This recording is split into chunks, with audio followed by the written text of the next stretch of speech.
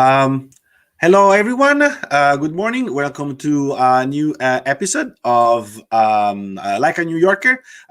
Today is a very special episode because we have a special guest and a friend of mine, a great expert of real estate market in New York. And I figured that we definitely needed the insights of an expert because we've been hearing like all kinds of stuff on media. There is a lot of sensationalism, and then so I thought, you know what, we need to talk with somebody who actually knows how this works and can give us some really precious insights. So we have the CEO and founder of Carini Group, Alex Carini. So let me introduce you to Alex. Hello, Alex. Good morning. Hi, Joe, and good to be with you always and with Living Style Magazine. Always a pleasure.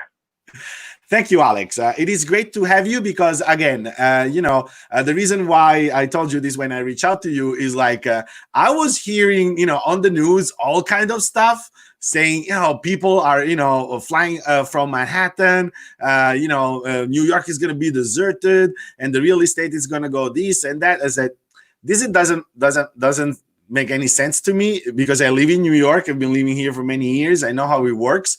And they said we need the words of a competent expert that can give us some cool insights. And thank you for agreeing on being on the show. Of course. I think it's a very actual and of today's day topic, and everybody's interested about it.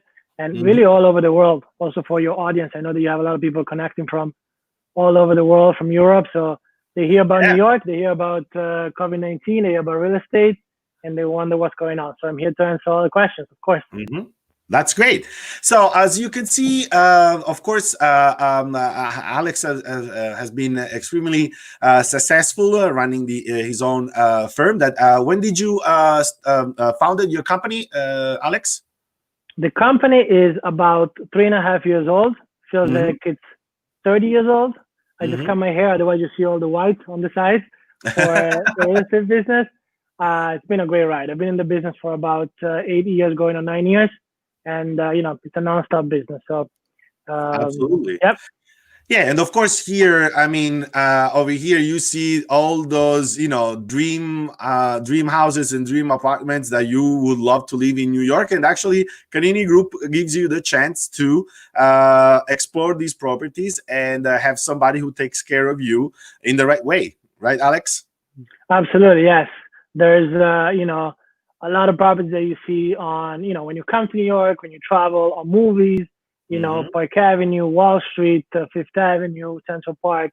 Everybody knows about, these great locations. And what we try to do is definitely guide you through the real estate buying and rental, plus the rental process in New York. So make it a little bit less challenging, given that it's a very competitive arena, as you know, as a city as a whole, but also as a real estate business in particular. Yeah, absolutely. Yeah. And you can appreciate right away that's why, everybody loves Alex. Is like, you can tell, he's not the kind of guy who's going to tell you, oh, don't worry, I'm going to find you something. In New York, it's crazy. Yeah. So, you actually need to be very realistic because it's not about people. Some people, Alex, isn't it funny that people come to New York just thinking that if they have the money, they can buy something, right? But it doesn't work that way. Yeah, I agree with you. I mean, I think the key word in New York City real estate is really compromise, right? And when I say compromise, it's at any given budget.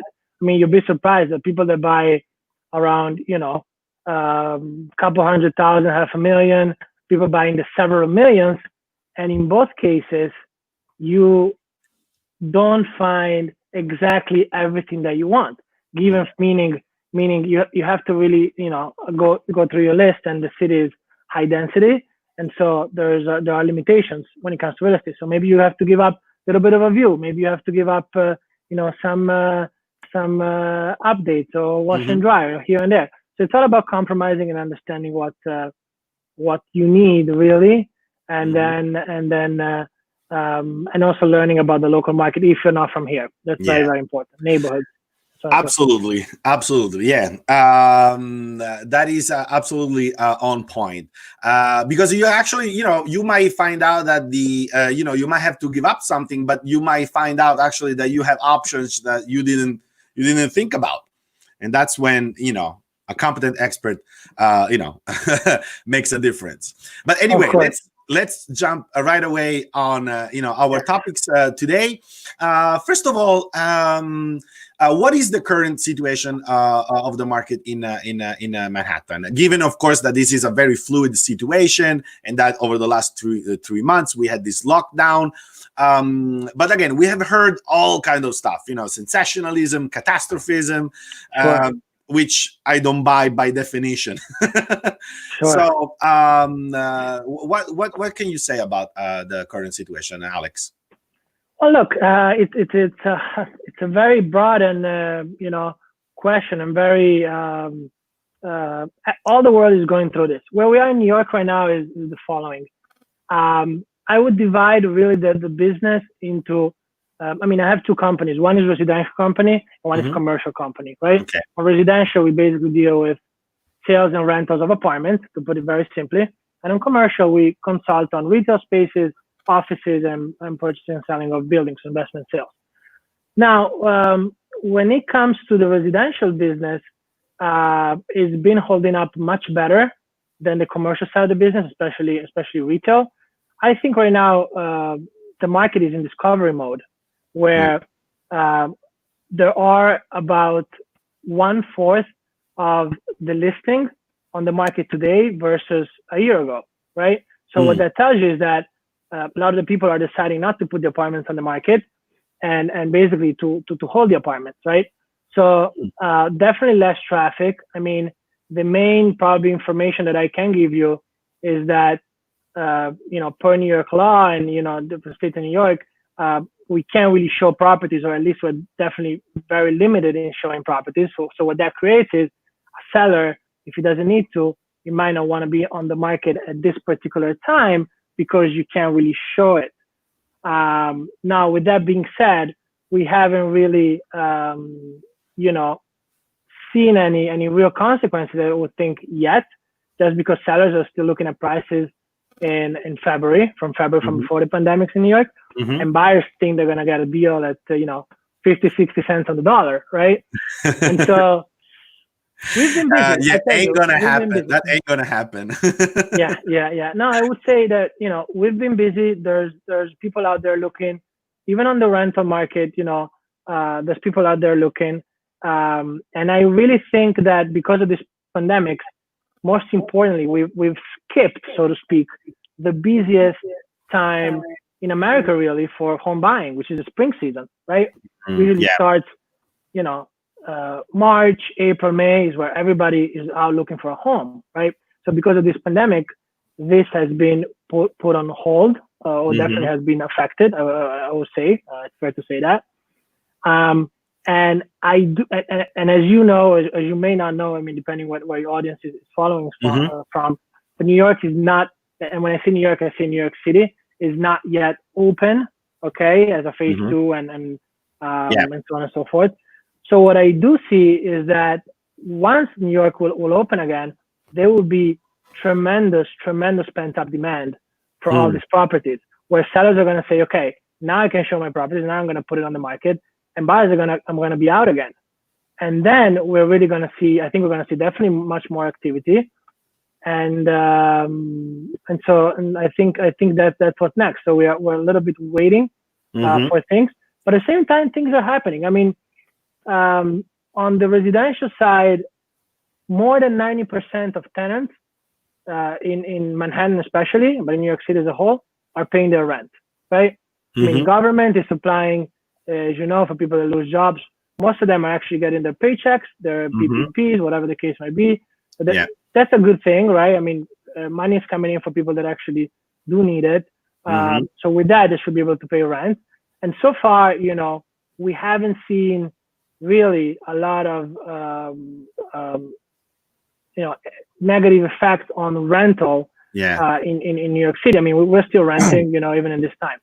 Well, yeah, Um, absolutely. Because I think that, and again, if you're not from New York, this might sound something that it's a little bit, off, but or hard to believe. But when you actually get a place, you need relationships. yeah, So it's either it might be more personal, if it's an individual, or it might be a management company, but there is a relationship. So, for example, what I've seen, and that was my case, and I've seen that it's the case that of many people I know, and as you mentioned, that I have right, a relationship with my landlord. I know that if I don't pay the rent, I'm going to put him on a hard spot.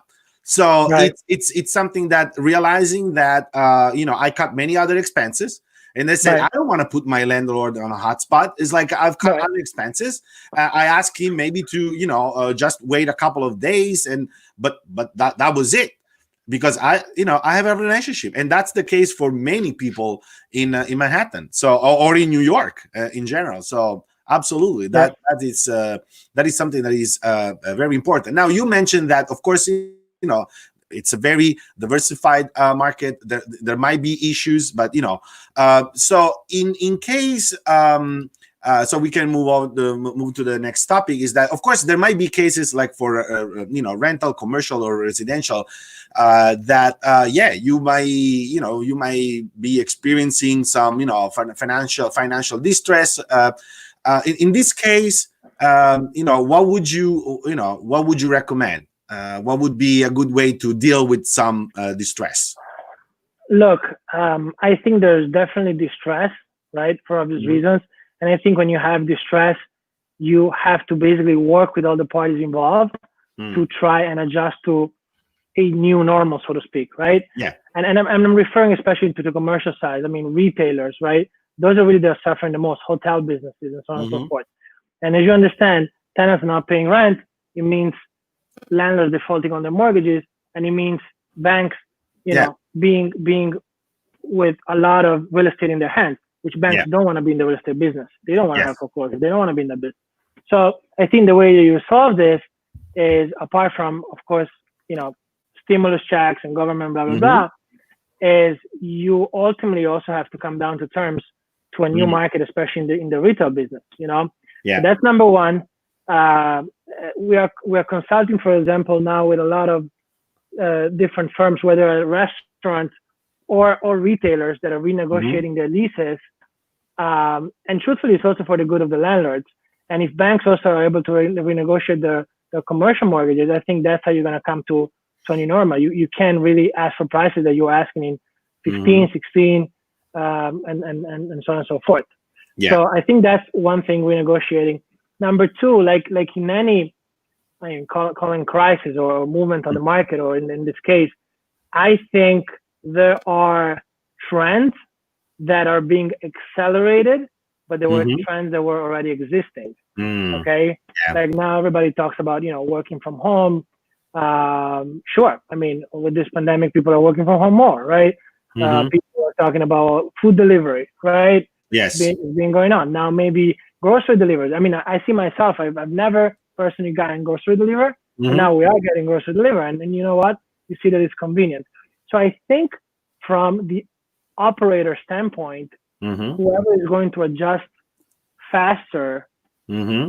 tweak their business strategies Mm. with this new normal, are the people that are going to come out on top. I mean, I see Yeah. restaurants now that are having online menus, or people maybe want a little bit less personal uh, Hmm. uh, situation, or order Yeah. from a menu like in the airport.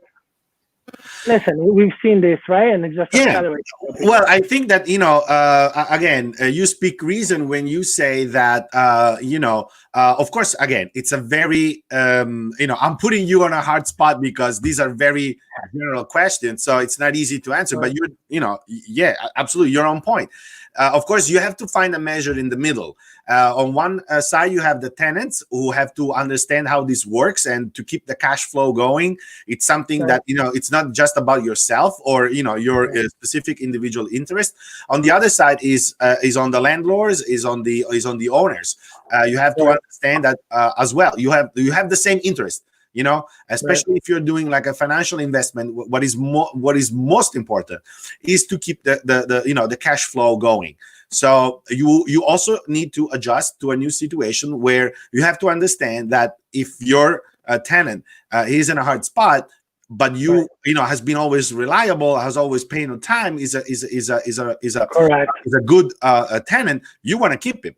And Correct. so find a measure in the middle that basically it creates the conditions for a win-win situation. Absolutely. I think we ultimately are all in this together, meaning, we understand the distress. And I think if you have, now speaking on behalf of retailers, Mhm. if you have that approach of respect towards, your landlord and understand Yeah. also his side of things, and Mhm. landlords likewise. I mean, they don't want to have to change tenants, especially if it's been a good tenant during these times, and they'll Exactly. rather, work with them. So I think a lot of our role right now is to, you know, um, make parties comfortable with the new situation and make Mm. sure they're they are meeting their also their financial obligations. But as far as law, especially in the commercial side, I mean, there are, as you've heard, moratorium on eviction. They can't really Mhm. evict you.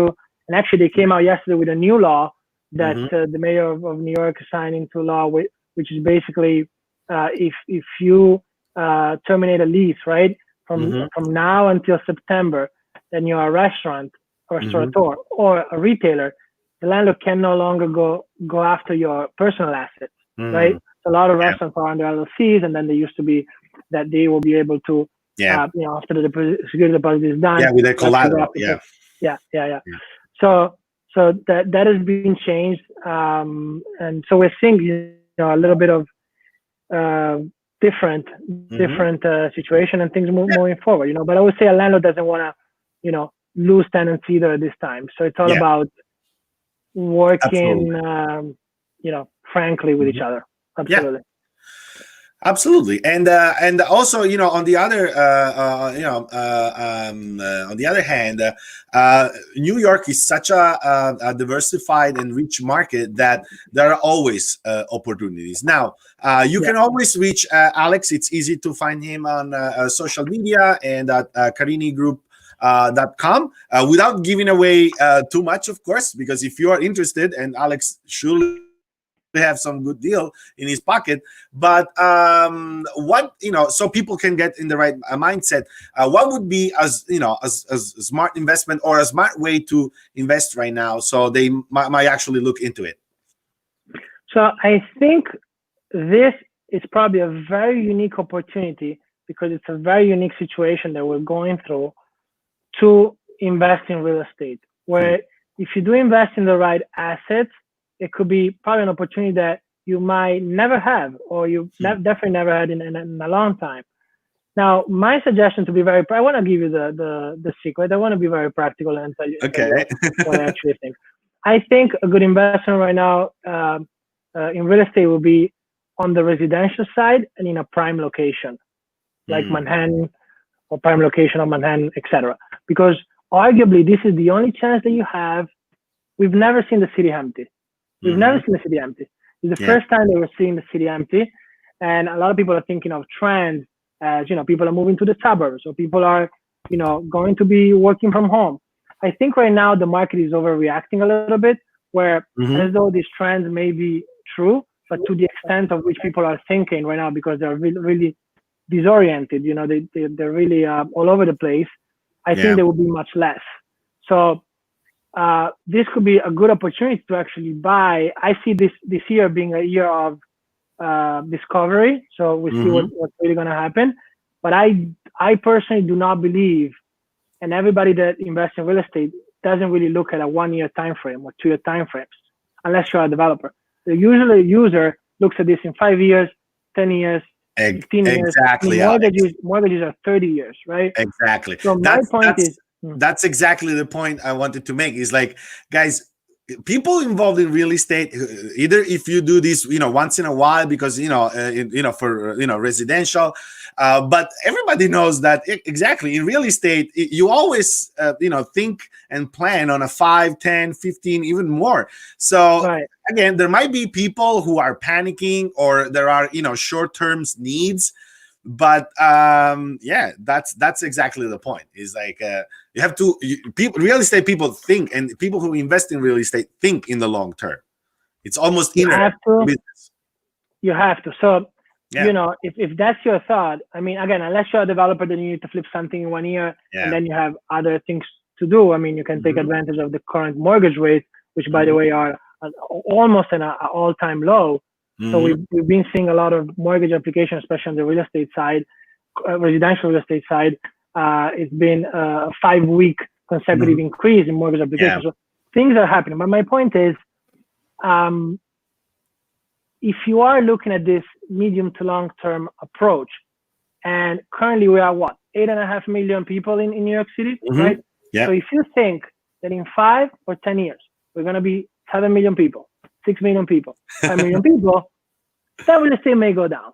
Now, if you, on the contrary, think that large cities, New York, but also all over the world, London and so on and so forth, Hong Kong and blah, blah, blah, are always going to increase in population in the long term, which is what I think, then I think you have a short-term opportunity to buy now for a long-term goal, which is exactly. Which Absolutely. is phenomenal. You can say better than that. So absolutely. So on this topic, I'll leave you with that, because then the next one, it's going to be, I know it's a little bit provocative, but sometimes it's cool to stir the pot. Because I've been thinking, with all these commercial spaces that have to somehow, especially office buildings, and that somehow they have to find a way, to some extent, to reinvent themselves. Wouldn't be interesting to see some manufacturing actually back in New York? I'm thinking of all these huge spaces in what used to be industrial areas in Manhattan, as well as in Brooklyn, where you also have a strong presence. And as a matter of fact, many of these spaces, if you go to Navy Yard, Greenpoint, Williamsburg, these places have been renovated. They look fantastic. High ceilings, large spaces, open spaces, as well as Manhattan. And now the China production and manufacturing is almost gone, and it's going to be very hard to, in the future, to actually manufacture in China. Well, you can cut all the costs and the custom and the shipment if you actually manufacture in New York. That would be something really interesting, Alex. Wouldn't it be? Perhaps. Yeah. Look, I do agree with you. Again, in the short term, you have to do something to adjust. Personally, I do see commercial spaces. When I say commercial spaces, especially offices, retailers, but mainly offices, being converted in more residential, if you were to ask me. But it depends where you are. In urban cities, in urban areas, so cities, absolutely. I think that's what's going to happen. But at the same time, to play devil's advocate, as they say. Yeah. I mean, to give an example, if they're saying now, people are not going to go to the office anymore, and there's going to be 50% of the people working from home versus 100% of the people in the office before, I think that the truth ultimately will be somewhere in the middle. I think, yes, it will be true that more people will be working from home, but I think maybe instead of 50, it will be like 20. You know what I mean? I think right now we are overreacting a little bit because we don't really know what and there's going to be a turnover very likely, because everybody will actually realize the social aspect of going to work. It's just the convenient that you can work from home. But the point is, and sometimes there are things that you can actually tell or share in person. So now, of course, everybody has to prioritize health and safety. And that's absolutely fine. But the point is that there is a social aspect. There are other aspects related to personal interaction that cannot be undermined. And as you say, I agree 100%. There might be a different turnover. There might be a different scheduling. But we do need to go to our workplace anyway. Look, I always look at human behavior, right? Yeah. If before the pandemic, cities like New York or large cities in general, were full of people, a lot of social events and so on and so forth, is because naturally people are attracted to be with other people and to connect, right? Now, in this situation, everybody's scared. So it's like, you don't really know what's going on. But I think ultimately, when this risk will be lower, or at least there is a cure, a vaccine, whatever, for the medical part, and I don't want to get into details because I'm not a doctor, but the idea is, when people have a little bit of more confidence, I think the natural trends that were in place before will continue. I mean, New York became New York for a reason. For a reason. Yeah, absolutely. Absolutely. I agree. Absolutely. So, Alex, it was really great to talk to you. I'm glad, and thank you for sharing your precious insights of an expert. I think that I reached the purpose. I wanted to give our viewers and followers some reasonable thoughts, as you can see, but also you see that when an expert steps in and actually gives some insights, gives you perspectives that you don't get anywhere else, and that's why you need expert, and especially in a moment like this, you need experts more than ever. So, Alex, anyway, if people wanna find you, how can they reach out to you? I mean, we are all over the internet. So email is alex@carinigroup.com. Carini Group is on all social media: Instagram, Facebook, LinkedIn, YouTube, you name it. And you can message us on any platform, or by phone number 917-833-4388. And we're here to help you navigate this market. I think the role of the broker right now, in general, whichever, if you work with a good broker, it's increasingly important because the market has some very interesting pockets. And so that's really what we do on a daily basis. Absolutely. Absolutely. That's great. Again, Alex, thank you so much for being with us. And to you guys, as usual, I hope you enjoyed this episode. Remember to like, share, and subscribe. I'm going to leave Carini Group contacts, of course, in the description of this video. And of course, guys, please be safe. Stay with your beloved ones. Alex, thank you so much. And I really enjoyed this. So maybe we can do this again.